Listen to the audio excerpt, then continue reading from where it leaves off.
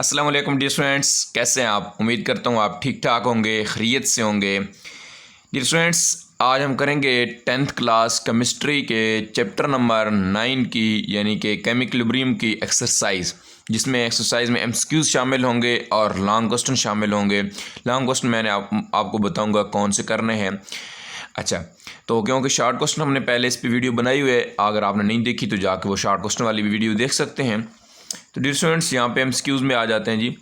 पहला एमसीक्यूज़ है कि रिवर्सिबल रिएक्शन की खुसियात में से दरअसल एक में से कोई एक नहीं है, यानी कि कौन सी वो प्रॉपर्टी है जो रिवर्सिबल रिएक्शन में नहीं पाई जाती, बाकी सारी पाई जाती हैं। तो ये तकमील तक नहीं पहुँचते, ये तो हमने पढ़ा हुआ है। ये दोनों तरफ वाक़ई होता है, उल्टे सीधे दो सिर होते हैं, तो प्रोडक्ट्स दोबारा रिएक्टेंट्स नहीं बनाते।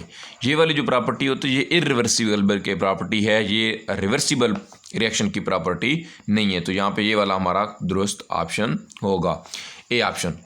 अच्छा, उसके बाद ये स्टूडेंट्स यहाँ पे आ जाएगा कि चूनी की भट्टी में दरअसल रिएक्शन मुकम्मल होने की वजह क्या वजह है, कि ये रिएक्शन क्यों मुकम्मल हो जाता है। देखिए, हमने देखा था अगर वहाँ पे ऊपर से उसको बंद नहीं करता फ्लास्क को, तो CO2 बाहर नहीं निकल जा सकती, जिसकी वजह से ये दोबारा रिकम्बाइन होकर दोबारा कैल्शियम कार्बोनेट बनाना शुरू कर देती है। तो ये रिएक्शन कंप्लीट तभी होगा कि जब CO2 क्या हो जाएगी, खारिज हो जाएगी। CO2 का मुसलसल खारिज होना, ये हमारा क्या है, करेक्ट ऑप्शन है। अच्छा, उसके बाद ये स्टूडेंट्स यहाँ पे तीसरा है कि दरअसल रिएक्शन के लिए कौन सा इक्विलिब्रियम कांस्टेंट एक्सप्रेशन दुरुस्त है। तो डियर स्टूडेंट्स, सबसे पहले आ जाते हैं प्रोडक्ट्स, आ जाते हैं प्रोडक्ट्स ऊपर आते हैं, तो इसका मतलब C ऊपर आ जाएगा, और जो मोल्स की तादाद होती है यहाँ पे वो क्या आ जाते हैं, वो पावर बन जाते हैं C की पावर 3, यानी कि ये वाला हमारा क्या है, दुरुस्त ऑप्शन डी वाला। और नीचे ये आ जाएंगे A और B, और क्योंकि A के साथ 2 मल्टीप्लाई हो रहा है तो इसकी पावर में चला जाएगा ये वाला ऑप्शन। उसके बाद डी स्टूडेंट्स, चौथा क्वेश्चन है, एमसीक्यूज़ है। जब एक सिस्टम इक्विलिब्रियम की हालत में होता है, तो इक्विलिब्रियम की हालत में क्या होता है, जब फॉरवर्ड और रिवर्स रिएक्शन का रेट क्या हो जाता है, बराबर हो जाता है। इसका मतलब डी ऑप्शन हमारा क्या है, ऑप्शन दुरुस्त ऑप्शन है। उसके बाद ये हमारे पास पाँचवा एमसीक्यूज़ है। एक्टिव मैस के मुतल्लिक मुंतज़िल में से कौन सा बयान दुरुस्त नहीं है। तो बाकी जी सारे, यानी कि वो सारे बाकी तो सारे जितने भी बयान है वो दुरुस्त होंगे, एक ऐसा बयान होगा जो दुरुस्त नहीं होगा। तो डियर स्टूडेंट्स, रिएक्शन का रेट एक्टिव मैस के डायरेक्टली प्रोपोर्शनल है, तो ये भी हमने पढ़ा है। एक्टिव मैस को मोलर कंसंट्रेशन की सूरत में लिया जाए तो बिल्कुल ये भी पढ़ा है। एक्टिव मैस को स्क्वायर ब्रैकेट में ज़ाहिर किया जाता है, ये भी ठीक है। एक्टिव मैस से मुराद शय का कुल मैस, ये हमारा क्या है, दोस्तों ऑप्शन है डी ऑप्शन आपने लगाना है यहाँ पे। अच्छा, उसके बाद है कि जब Kc की वैल्यू बहुत ज़्यादा हो तो ये जाहिर करती है। तो डियर स्टूडेंट्स, इसमें क्या जाहिर करती है कि इसमें तमाम क्या और रिएक्टेंट्स ही रिएक्टेंट्स मौजूद हैं, क्या मौजूद हैं, यानी कि अभी प्रोडक्ट्स बिल्कुल ना होने के बराबर हैं। इसलिए मतलब है कि रिएक्शन मिक्सचर में तमाम रिएक्टेंट्स ही मौजूद हैं, बी हमारा क्या है, दुरुस्त ऑप्शन है। उसके बाद डियर स्टूडेंट्स, सातवां एमसीक्यूज़ है कि जब Kc की वैल्यू बहुत कम हो, जब बहुत कम होगी तो क्या जाहिर कर रहा है, प्रोडक्ट्स, अच्छा फिर क्या होगा कि तमाम रिएक्टेंट्स प्रोडक्ट्स में तब्दील हो जाएंगे, ये हमारा ऑप्शन तो नहीं होगा, ये तो नहीं होगा।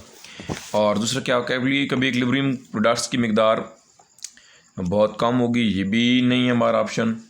तो इसमें से कौन सा ऑप्शन, मुझे भी यहाँ से जो लग रहा है ऑप्शन, वो प्रोडक्ट्स की मिकदार कम होगी, शायद ये वाला ऑप्शन हमारा ठीक हो, लेकिन एग्जैक्ट नहीं मुझे मालूम कि इसका कौन सा ऑप्शन। एक मिनट, जब Kc की वैल्यू क्या हो, बहुत कम हो, तो ये जाहिर करती है इक्विलिब्रियम कमी कायम नहीं होगा या तमाम रिएक्टेंट्स प्रोडक्ट्स में तब्दील हो जाएंगे। तो ये हो जाएगा प्रोडक्ट्स की मामूली मिकदार बहुत कम मिकदार होगी, ठीक है, बहुत कम मिकदार में क्या होगी, प्रोडक्ट्स होगी। ये हमारा क्या है, जब Kc की वैल्यू बहुत कम हो तो ये ज़ाहिर कर दी, यही ज़ाहिर करती है क्या कि प्रोडक्ट्स की वैल्यू की मिकदार क्या होती है, बहुत कम होगी। अच्छा, अब इसमें क्या होगा डियर स्टूडेंट्स, इसमें शायद हम पढ़ भी लेते हैं, एक मिनट, यहाँ पे हम टॉपिक थोड़ा मुझे कन्फ्यूजन हो रही है यहाँ पे कि Kc की वैल्यू क्या होती है, मामूली मिकदार प्रोडक्ट्स में तो जल्दी इक्विलिब्रियम कम हो जाएगा। इक्विलिब्रियम में तकरीबन रिएक्टेंट्स मौजूद होंगे, प्रोडक्ट्स तकरीबन ना होने के बराबर, यही क्योंकि प्रोडक्ट्स की मिकदार क्या होंगी, ना होने की तकरीबन कम ही हो जाएगी मिक्सचर में। अच्छा, रिएक्शन मिक्सचर, ये वाला बिल्कुल जी इसी का दुरुस्त ऑप्शन है, यही ठीक ऑप्शन है हमारा।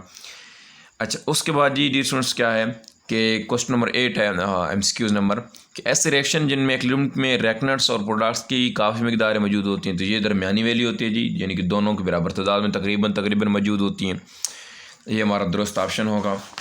उसके बाद जी डियर स्टूडेंट्स, हमारे पास क्या है, एक्सक्यूज़ नंबर 9, डायनेमिक इक्विलिब्रियम की हालत में तो क्या होता है, फॉरवर्ड और रिवर्स रिएक्शन का रेट क्या हो जाता है, बराबर हो जाता है। तो यही हमारा सी करेक्ट ऑप्शन होगा।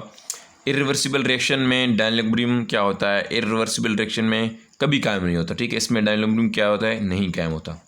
अच्छा, रिवर्स रिएक्शन वो है, यानी कि फॉरवर्ड और रिवर्स रिएक्शन की अपनी प्रॉपर्टीज़ पड़ी थी ना। तो रिवर्स रिएक्शन वो है जो क्या होता है, बाएं से दाएं होता है, बिल्कुल जी। इसमें बतदरीज तेज़ होता है, ठीक है। तो ये इसकी खुशियात है। बतदरीज ऐसा नहीं होता, बल्कि फॉरवर्ड रिएक्शन जो क्या होता है, ऐसा होता है। अच्छा, नाइट्रोजन और हाइड्रोजन की एक दूसरे से रिएक्ट करते हैं तो बनाते हैं। तो देखें, जब हाइड्रोजन रिएक्ट करके क्या बनाते हैं, अमोनियम बनाते हैं इक्विलिब्रियम मिक्सचर में। इक्विलिब्रियम में है ना मिक्सचर, तो उसका मतलब दोनों चीज़ें प्रेजेंट होंगी। वहाँ पे NH3 भी प्रेजेंट होगा, वहाँ पे N2 और H2 भी प्रेजेंट होंगे, यानी कि दोनों चीज़ें पाई जाएंगी हमारे पास। तो ये हमारा करेक्ट ऑप्शन है। उसके बाद डियर स्टूडेंट्स हमारे पास 13 एमसीक्यूज है। PCl3 और PCl2 PCl बनाने के लिए रिएक्शन में Kc की यूनिट्स क्या होंगे। तो Kc यहाँ पे ए लगाओ, जो एक कुछ जगह पे ए लगा वो, लेकिन आपने नहीं लगाना। सी हमारा क्या है, करेक्ट ऑप्शन है।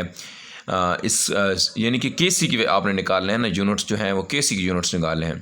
तो इसमें आप पोट्स करेंगे ना, ये आप ऊपर आ जाएगा ना PCl, प्रोडक्ट्स ऊपर आ जाती है, प्रोडक्ट्स जो बनती है PCl5, और नीचे आ जाएगा PCl2, और साथ में आ जाएगा PCl3, ठीक है। इसमें जब आप मोलर वो पोर्ट्स करेंगे, ये वाले मोल DM3 और साथ भी मोल DM3, ठीक है। इसका भी मोल DM3 पुट करेंगे तो ये देखिए, एक इससे कैंसिल हो जाएगा ना, इसकी पावर प्लस से ऊपर चली जाएगी, माइनस हो जाएगी, और इसकी पावर -3 ऊपर जाएगी +3, यानी कि ये हमारा क्या बनेगा, करेक्ट ऑप्शन बनेगा। तो डियर स्टूडेंट्स, यहाँ पे हो गए MCQs ख़त्म हो गए। शॉर्ट क्वेश्चन मैंने पहले से करवाए हुए हैं। तो अभी बढ़ते हैं जी लॉन्ग क्वेश्चन की तरफ, क्योंकि इस चैप्टर में से लॉन्ग क्वेश्चन मोस्टली आता है, एक साल मेरे ख्याल में नहीं है, बाकी सब मतलब तमाम सालों में यहाँ पे इस चैप्टर में से लॉन्ग क्वेश्चन पक्का आता है। तो अभी यहाँ पे लॉन्ग क्वेश्चन जो स्टूडेंट्स आपने करने हैं वो ये हैं। अच्छा, इससे मैं और भी बता सकता हूँ। अच्छा जी, मेरे टोटल 4 लॉन्ग क्वेश्चन हैं जी, 4, इसमें से एक तो 2 बड़े इंपॉर्टेंट हैं ना। अच्छा, मिसाल और ग्राफ की मदद से रिवर्सिबल रिएक्शन की वजाहत करें। तो आप सीधे चले आए, हमारा आपका पेज नंबर होगा जी, उर्दू मीडियम की अगर बुक्स है तो यहाँ से, ये जो आपका पेज है जहाँ पे पेज नंबर 6 है, फॉरवर्ड रिवर्स रिएक्शन के लिए रिवर्सिबल रिएक्शन तकमील तक, यहाँ से आपका और यहाँ तक आएगा, ठीक है। क्योंकि इसमें ग्राफ भी आ जाएगा ना, ग्राफ और मिसाल की मदद से, फिर उसके बाद यहाँ पे एक मिसाल भी आ जाएगी, यानी दोनों चीज़ें वहाँ पे कह रहा है, ग्राफ और मिसाल की मदद से वजाहत करनी है। तो ये आपका ग्राफ हो गया है, साथ में ग्राफ इसमें डिस्कस करेंगे। ये पेज नंबर 6 आपको नज़र आ रहा होगा, ठीक है। और उसके बाद ये मिसाल हाइड्रोजन आयोडाइड, ये पीछे भी हम एग्जाम्पल कर चुके हैं। तो ये मिसाल बड़ी आसान है, तो इसके ज़रिए हम करेंगे। यहाँ पे यहाँ तक आपका आ जाएगा लॉन्ग क्वेश्चन, ठीक है। ये पहले लॉन्ग क्वेश्चन का आंसर है, ठीक है। यहाँ पे 1 लिख लें, और ये आपके पेज नंबर जो है वो किस पेज पे है जी, पेज नंबर 6 पे है। तो यहाँ पे मैं आगे पेज लिख देता हूँ, पेज नंबर 6, ठीक है। उसके बाद कहता है जी डायनामिक इक्विलिब्रियम की माइक्रोस्कोपिक खुसियात तहरीर करनी है। तो ये यहाँ पे आ जाएगा, वेरी इंपॉर्टेंट लॉन्ग क्वेश्चन में यहाँ पे डायनामिक इक्विलिब्रियम की माइक्रोस्कोपिक खुसियात, पेज नंबर होगा 7 होगा, ऊपर टॉप में लिखा हुआ है, ठीक है। जहाँ पे फॉरवर्ड रिवर्स सेक्शन में दोनों में फ़र्क है ना, यहाँ पे ये वाला क्वेश्चन है बड़ा इंपॉर्टेंट, ये लाजमी आपने तैयार करना है। अच्छा, उसके बाद डी स्टूडेंट्स यहाँ पे आ जाएगा जी क्या long question, law mass of action तहरीर करें और एक जनरल रिएक्शन के लिए इक्विलिब्रियम कांस्टेंट की एक्सप्रेशन। तो यहाँ पे डी स्टूडेंट बड़ा इंपॉर्टेंट और बड़ा तगड़ा, इस चैप्टर में से मोस्ट इंपॉर्टेंट लॉन्ग क्वेश्चन ये वाला है, लॉ मास ऑफ एक्शन। तो ये आपको कहाँ से मिलने वाला है जी डी स्टूडेंट्स, यहाँ पे आप चला अपने लॉ मास ऑफ एक्शन वाला टॉपिक पढ़ा होगा, लॉ मास ऑफ एक्शन। ये यहाँ पे लॉ मास ऑफ एक्शन लिए हुए, यहाँ पे इसकी डिफिनेशन है, ये आपने डिफिनेशन करनी है। उसके बाद वो कहता है कि एक जनरल रिएक्शन की मदद से, ठीक है। यहाँ पे क्या लिखा हुआ है, एक जनरल रिएक्शन के लिए इक्विलिब्रियम कांस्टेंट का एक्सप्रेशन लिखें। तो आपने एक जनरल रिएक्शन वाला फिर ये यूज़ करना है, ठीक है। एक जनरल रिएक्शन की मदद से, मोस्टली आता भी यही है कि मदद से इक्विलिब्रियम कांस्टेंट का एक्सप्रेशन करना है, और ये सारी चीज़ें आपने तैयार करनी है। अपने इधर तक आके यहाँ पे Kc की वैल्यू निकलती है ना, यहाँ पे आके यहाँ तक आपका ख़त्म हो जाएगा वो लॉन्ग क्वेश्चन, तीसरा लॉन्ग क्वेश्चन, ठीक हो गया। यानी कि ये सारी चीज़ें आप करोगे इसी में। अच्छा, उसके बाद जी इक्विलिब्रियम कांस्टेंट की अहमियत करें, वजाहत करें, अहमियत क्या है, वजाहत करें। तो ये बिल्कुल जी हमारा लास्ट क्वेश्चन है, लास्ट जो इक्विलिब्रियम कांस्टेंट की अहमियत ये वाली है जी, ठीक है। ये लॉन्ग क्वेश्चन है, और 2 तरह से यहाँ पे लॉन्ग क्वेश्चन आएंगे, यानी कि ये पूरा आएगा तो बहुत बड़ा है ना। यहाँ पे ये आ सकता है इक्विलिब्रियम कांस्टेंट की अहमियत में रिएक्शन की सिमत की पेशेंटगोई कैसे की जाती है, तो ये सिर्फ आ जाएगा A1 पार्ट्स, ठीक है। ये यहाँ पे आके कंप्लीट हो जाएगा, यहाँ पे आके कंप्लीट हो जाएगा ये वाला।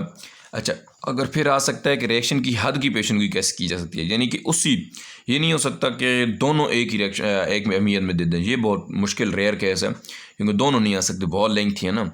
तो इसमें से एक दे सकता है कि रिएक्शन की हद की पेशन गोई कैसे की जा सकती है इसमें, या रिएक्शन की सिमत की पेशन गोई कैसे की जा सकती है। ठीक है, तो ये भी आपने तैयार करना है बहरहाल उसके अनुसार।